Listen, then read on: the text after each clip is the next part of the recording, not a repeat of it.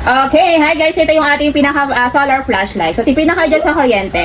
Okay, so kagandahan dito, hindi lang tong pang solar. So, pwede ba i-charge sa kuryente po ha. Okay, so dito po siya. So, ang kagandahan din po dyan, pwede rin kayo dyan mag-charge ng cellphone in case of malobat, in case is walang kuryente. Ito po yung pinaka-ilaw po niyan. Meron po siyang white headlight.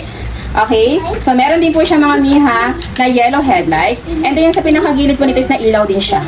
Okay? So, papatayin ko yung pinaka-ilaw namin para makita yung pinaka-liwanag po niyan. So, okay. So, eto na siya guys. So, ito yung guys yung white headlight po ha. Ayan. So, maliwanag po siya. So, next po, yung yellow headlights po. Ayan.